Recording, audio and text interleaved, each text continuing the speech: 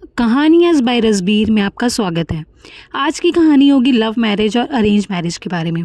तो आइए सुनते हैं और बताइए हमें कमेंट करके कि आपको ये कहानी कैसी लगी। अथर्व मल्टीनेशनल कंपनी में जॉब करता था।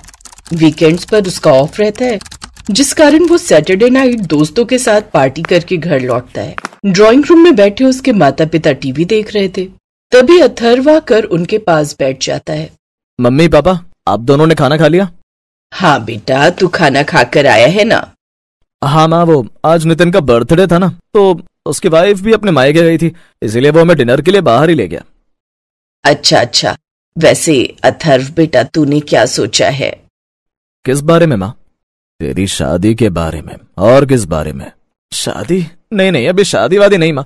अरे अभी तो मुझे करियर में और आगे बढ़ना है, उसके बाद ही मैं शादी के बारे में सोचूंगा। कैसी बातें करता है अथर्व? तू अच्छी खासी नौकरी कर रहा है और अब तेरी शादी की उम्र भी हो गई है, और करियर में आगे शादी के बाद भी तो बढ़ा जा सकता है ना। मेरी बात मान, तू अब अपना घर बसा ले।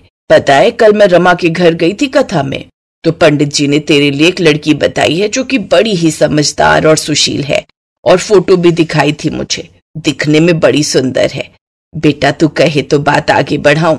लेकिन माँ, अभी मैं शादी के लिए तैयार नहीं हूँ। तू नहीं चाहता अथर्व कि तेरे माँ बाप जीते जी अपने बेटे के हाथ पीले कर सके? माँ, तुम फिर इमोशनल हो गई। ओके फाइन, अब आप चाहती हैं कि मैं घर बसा लूं तो ठीक है, मैं शादी के लिए तैयार हूँ, लेकिन मेरी एक शर्त है। कैसी शर्त? शादी मैं अपनी पसंद की लड़की से ही करूंगा, यानी कि लव मैरिज। Love marriage? हाँ, मेरे ऑफिस में एक लड़की है, मैं उसे पसंद करता हूँ और हम दोनों शादी करना चाहते हैं। क्या तू लव मैरिज करेगा? नहीं, बिल्कुल नहीं। देखा नहीं था लव मैरिज में लड़कियां क्या हाल करती हैं। मेरठ वाला नीले ड्रम का केस भूल गया तू? उन दोनों की भी लव मैरिज की हुई थी, फिर भी कैसे उसने अपने ही पति को उस चिलगोजे के लिए नीले ड्रम में टुकड़े टुकड़े करके डाल दिया था और सीमेंट से भर दिया था। ना पापा ना, मुझे तो बड़ा डर लगता है तब से इस लव मैरिज से। और तू तो मेरा एक ही बेटा है, तुझे कुछ हो गया तो मैं तो जीते जी मर जाऊंगी। माँ, लव मैरिज का केस आपको पता है, लेकिन अरेंज मैरिज इंदौर वाला केस आप कैसे भूल सकती हैं? उसमें तो उस बेचारे लड़के की कोई गलती भी नहीं थी। शादी भी माँ बाप की पसंद की लड़की से अरेंज ही कराई थी, फिर भी उस बेचारे के साथ कितना बुरा हुआ। उसकी तो कोई गलती भी नहीं थी, फिर भी उसी की पत्नी ने अपने आशिक के लिए उसे मरवा दिया। ये कहकर अथर्व गुस्से में अपने कमरे में चला गया। उसकी ये बात सुनकर प्रोमिला देवी बुरी तरह घबरा गई। बात तो ये बिल्कुल ठीक कह रहा है। अरेंज मैरिज हो या लव मैरिज, बलि तो लड़का ही हर जगह चढ़ रहा है। भाग्यवान, जो भी नसीब में लिखा होता है वही होता है। तुम बेकार की टेंशन ले रही हो। चलो, अब रात काफी हो चुकी है, इस बारे में फिर बात करेंगे। प्रोमिला देवी अपने कमरे में जाकर लेट तो गई, लेकिन रात भर उनके दिमाग में यही कश्मकश चलती रही कि लव मैरिज और अरेंज मैरिज में से कौन सी बेहतर है। ऐसे कुछ दिन बीत गए। फिर एक दिन, माँ तुम क्यों चिंता करती हो? वैसे एक सोल्यूशन है मेरे पास आपकी प्रॉब्लम का। वो क्या? क्यों ना हम आपकी पसंद की लड़की और भैया की पसंद की लड़की दोनों को रेस्टोरेंट में बुलाकर उन दोनों से मिले। उनके बिहेवियर और बातचीत करने के ढंग से हमें इतना आइडिया तो मिल ही जाएगा कि कौन सी लड़की भैया के लिए बेहतरीन है। शायद तू ठीक कहती है, अब यही चारा है हमारे पास।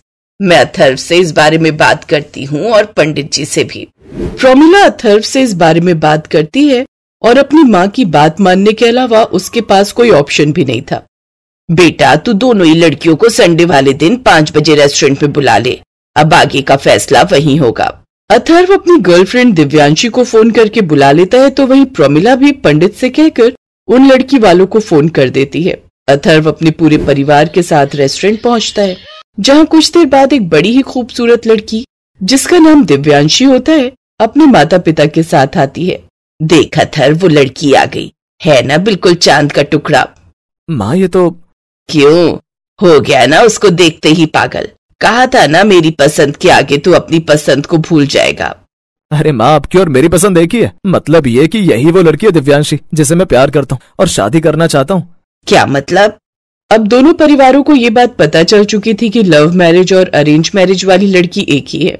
तभी दिव्यांशी अथर्व के माता पिता के पांव छूती है। नमस्ते आंटी जी। नमस्ते अंकल जी। हाँ नमस्ते नमस्ते। लेकिन एक बात बता बेटी, अगर तू इस नालायक से प्यार करती है तो फिर अपने माँ बाप के कहने पर अरेंज मैरिज के लिए क्यों तैयार हो गई? क्योंकि आंटी जी, अपने मम्मी पापा को ये सब बताने की हिम्मत मुझ में नहीं थी। सच कहूं तो मैंने तो कभी सोचा भी नहीं था कि मैं किसी से प्यार भी करूंगी, लेकिन अथर्व औरतों की जो इज्जत और रिस्पेक्ट करता है ना, वो सचमुच में काबिले तारीफ है। और उसके इसी नेचर की वजह से कब उसने मेरे दिल में जगह बना ली मुझे पता ही नहीं चला। लेकिन आंटी जी, मेरी समझ में ये बात नहीं आई कि आप दोनों लड़कियों को एक साथ क्यों बुलाना चाहती थी। वो मैं बस ऐसे ही। सच सच बताइए बहन जी, आखिर बात क्या है? वो मैं ये देखना चाहती थी कि कौन सी लड़की मेरे बेटे के लिए बेहतरीन है, मतलब कि कौन मेरे बेटे को शादी के बाद कोई नुकसान नहीं पहुंचाएगी। अब लव मैरिज और अरेंज मैरिज वाली दोनों लड़कियां एक ही निकली तो मुझे सोचने के लिए 5 से 6 महीने चाहिए। प्रोमिला के मुंह से ये बात सुनते ही दिव्यांशी ये बात अच्छे से समझ जाती है कि आजकल देश में लड़कों के साथ हो रही घटनाओं को देखकर प्रोमिला के मन में भी अपने बेटे को लेकर डर बैठ गया है। वो बड़ी ही समझदारी से प्रोमिला का हाथ पकड़कर उसे टेबल पर बिठाती है। आंटी जी, आपके मन में जो डर है उसे मन से निकाल दीजिए। सभी उंगलियां एक समान नहीं होती, लेकिन फिर भी आप अपने मन की तसल्ली करना चाहती हैं तो कोई बात नहीं। आप 5 से 6 महीने आराम से लीजिए और तसल्ली कर लीजिए। मैं तब तक इंतजार कर लूंगी। ठीक है, मैं सोच कर बताऊंगी। लेकिन माँ। लेकिन वेकिन कुछ नहीं, चल अब घर। ये कहकर प्रोमिला अपने परिवार के साथ घर आ जाती है। लेकिन अब वो इसी कश्मकश में थी कि अब क्या किया जाए।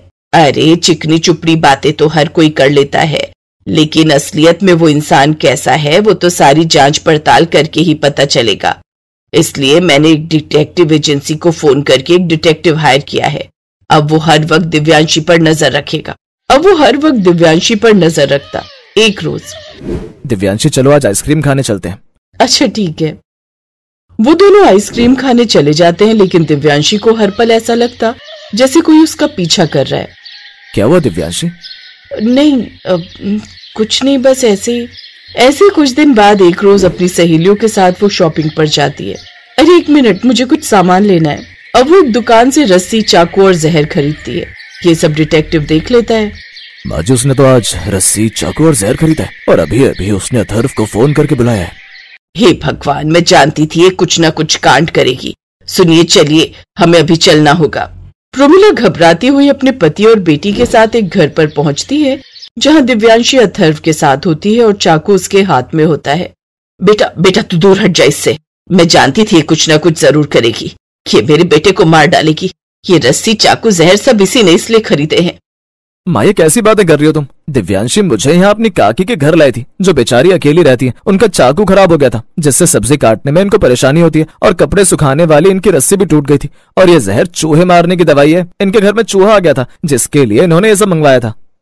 ये सब सुनकर प्रोमिला चुप हो जाती है। तभी दिव्यांशी कहती है, माँ जी, मैं काफी समय से जानती थी कि आपने मेरे पीछे एक डिटेक्टिव लगाया हुआ है जो कि मेरी हर मूवमेंट पर नजर रखता था। मैं क्या करती हूँ, कहाँ जाती हूँ, किससे बात करती हूँ, मेरे दोस्त कौन है, यहाँ तक कि मेरे फोन की कॉल डिटेल सब निकलवा ली। लेकिन मैंने कभी कुछ नहीं कहा, क्योंकि अपने बेटे को लेकर आपकी जो फिक्र है वो मैं भी महसूस कर पा रही थी। लेकिन माँ जी, देश में हो रही कुछ घटनाओं ने लव मैरिज और अरेंज मैरिज दोनों पर से विश्वास खो दिया है।